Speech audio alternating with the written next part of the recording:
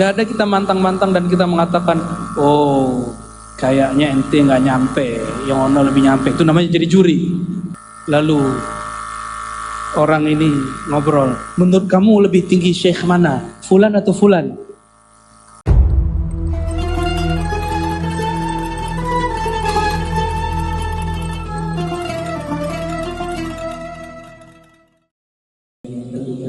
Oh ada lagi ketiga, monggo.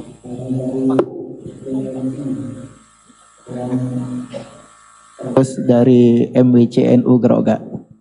Yang pertama saya wakilkan. Pertanyaan, saya sekretaris. Ya, sengat tawon Pak. Pertanyaan yang pertama, masalah syariat hakikat tarekat ma'rifat. Ini Buya kebetulan ahlinya.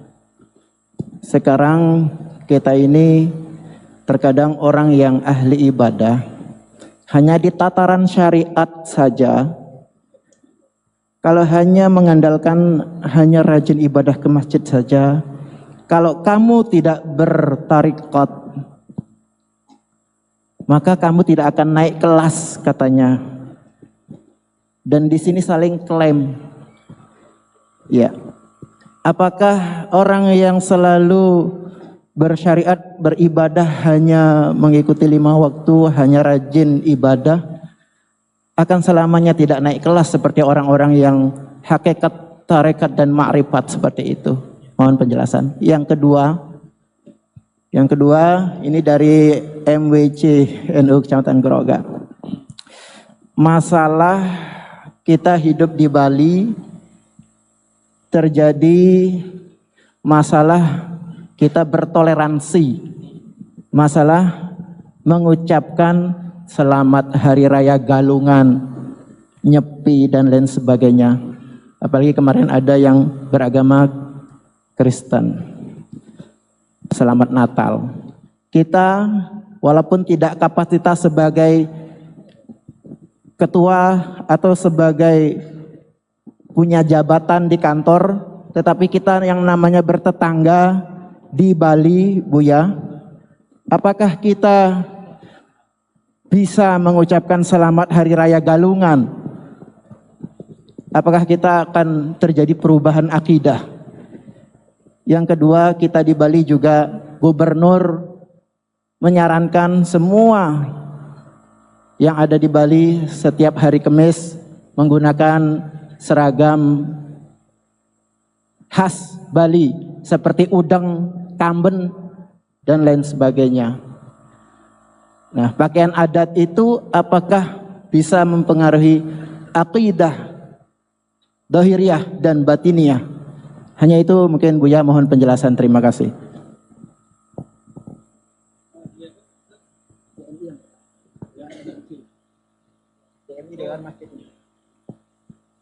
Oke, ini dewannya masjid nih nanya. Pertama, kalau cuma syariat doang, benar nggak seperti yang dikatakan orang nggak naik kelas? Kelas apa nih? Sebenarnya syariat itu mencakup zahir dan batin. Namun karena perkembangan zaman, ulama kita supaya orang mudah memahami, jalan yang zahir bahasa Arabnya syariat, jalan yang batin namanya thariqat, gitu. Jadi ini bukan bertentangan, ini satu kesatuan. Contoh gini, adakah dalam rukun sholat teknik khusyuk, ada nggak Ustaz? Kan nggak ada. Maka orang yang cuma mengajarkan fikih yang zahir, tidak mengajarkan fikih yang batin, yaitu thariqah, nggak akan pernah sampai kepada kesyahduan munajat kepada Allah.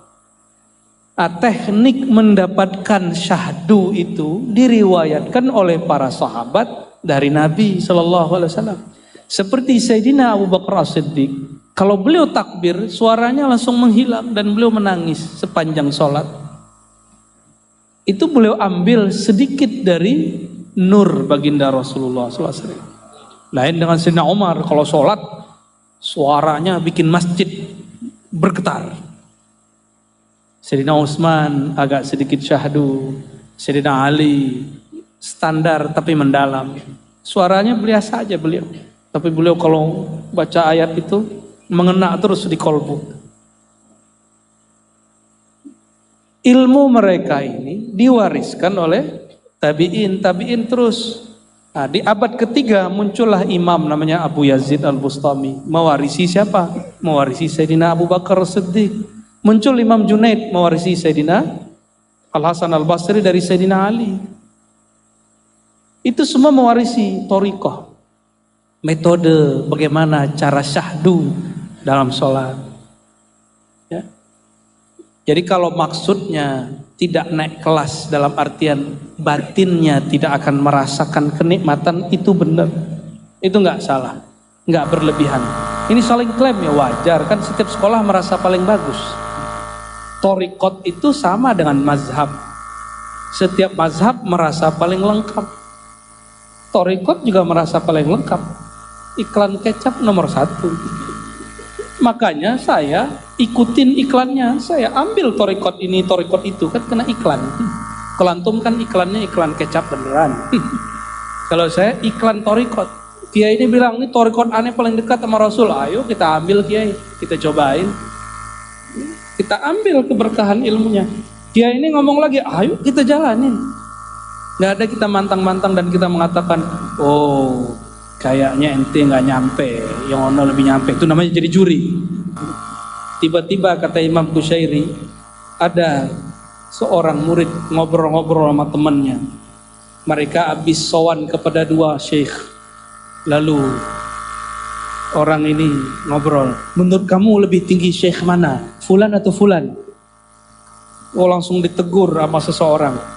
Kalian baru boleh mengomentari siapa yang lebih tinggi jika makom kalian lebih tinggi dari dua-duanya. Gimana? Lebih tinggi nggak? Kalau lebih rendah jangan. Kalau antum bilang mungkin ini lebih cocok untuk saya, nggak apa-apa. Tapi jangan ngomong lebih tinggi, lebih tinggi. Jangan jadi murid su'ul adab. Murid su'ul adab itu menjadikan standar dirinya tentang kewalian gurunya. Jadi kalau dia ngomong ini, sepertinya ini wali besar, saya langsung menangis kalau dia ngaji. Oh, berarti kewalian itu mesti lewat dia. Kalau dia nangis berarti gurunya wali. Kalau dia nggak nangis, gurunya nggak wali. Antum paham nggak maksudnya? Nah, ada murid kita dulu dia mau. Terus yang ketiga tadi, wah itu berkait dengan urusan pemerintah itu ya. Saya bukan PNS, saya dosen tapi nggak PNS.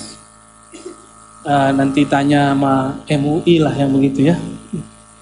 Ala kulli hal, mana ada jenis pakaian bisa merubah iman.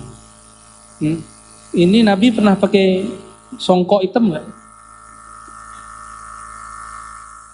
Apakah pakai songkok hitam itu merubah iman antum, Pak Haji? Kalau pakai songkok putih, imannya beda nggak? Ini itu performan. Tadi siang saya pakai serban kayak beliau, nggak mau kalah. Ya. Pakai, saya ada sanak serban juga. Cuma guru saya itu banyak, ada yang pakai kopiah hitam, ada yang kopiah putih, ada yang nggak pakai kopiah. Dibuka gitu, cuma kan lagi tengil, lagi botak. Bapak Ibu yang makan Allah, pakaian adat tidak merubah iman, tapi mungkin beberapa bergesekan dengan hukum fikih.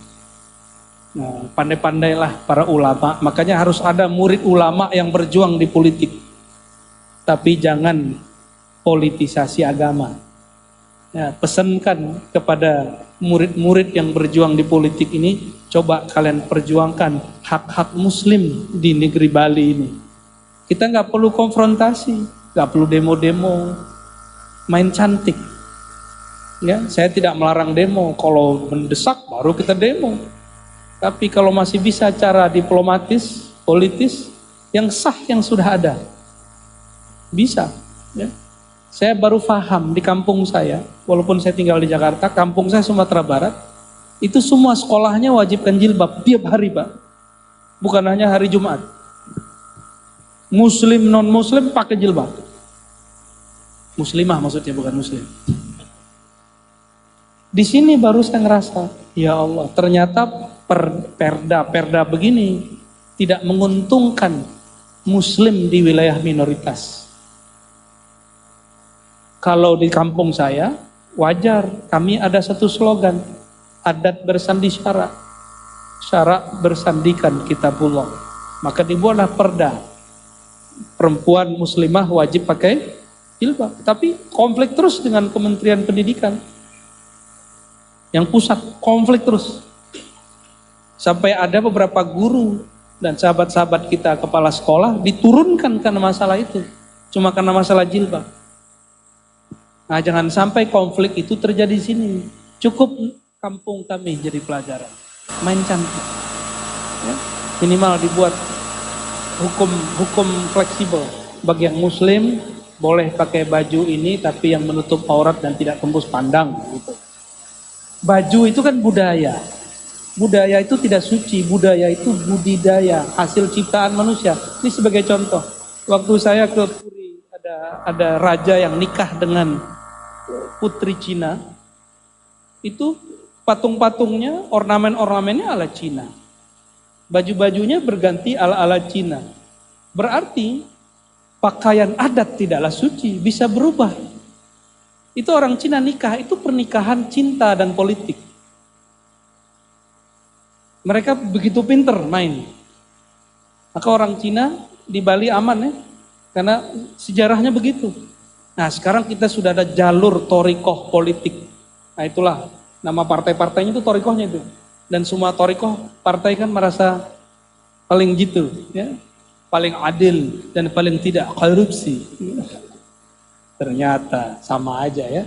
Itu tergantung orangnya bukan partainya. Bapak Ibu yang bukan Allah, mengenai fatwa yang saya belum kaji, yaitu tentang kalau fatwa selamat Natal saya sudah punya mauqif. Mengikuti fatwa ulama Azhar dan Darul Ifta Mesir mengenai selamat nyepi hari apa? Saya belum tahu apakah ulama di MUI kita di sini sudah ada kajian. Jika sudah ada, mohon di-share. Nanti ikutin fatwa beliau-beliau. Jangan ikutin fatwa personal. Ya, nanti antum dollun mudil, sesat dan menyesatkan. Ya, cukup. Sudah 4 kan pertanyaan? Ya. Cukup. Nah, ini Pak Kiai Wawan sudah bilang khalas. Wayan Nasrul Huda. Ya, kalau Nasrul Hudanya udah hafal ya. Khair Bapak Ibu yang bukan Allah, saudara-saudariku yang diberkahi Allah. Semoga malam ini jadi bukti bahwa kita cinta kepada Nabi Muhammad SAW. Kita mengenang beliau, mengenang Isra Mi'rajnya, kita mengenang lahirnya, kita memahami nurnya. Kita berdoa dengan berkah surah Al-Fatihah. Semoga nurnya mengalir dalam hati. Bihaqqi Sayyidina Muhammad SAW Al-Fatih. Wa bihaqqi suratil Fatihah. A'udzubillahi bismillahirrahmanirrahim. Ya Amin.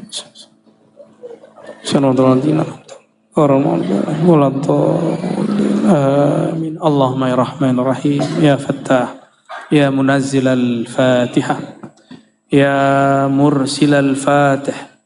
Ya Allah yang menurunkan surat Al-Fatihah kepada Sayyidina Al-Fatih, Sayyidina Muhammad sallallahu alaihi wasallam. Iftah qulubana washrah sudurana. Ya Allah izinkan, ya Allah bukakan mata batin kami, mata hati kami, sehingga kami dapat memandang nur baginda Nabi Muhammad sallallahu alaihi wasallam, kekasih Engkau. Lapangkan dada kami sehingga mampu menampung ilmu-ilmu akhlak-akhlak yang beliau ajarkan. Allahumma zayyinna ya Rabbana bittaqwa. Ya Allah hiasi kami semuanya ya Allah dengan ketakwaan. Allahumma jammilna bil afiyah. Indahkan kami ya Allah dengan keselamatan. Allahumma ya muqallibal qulub. Ya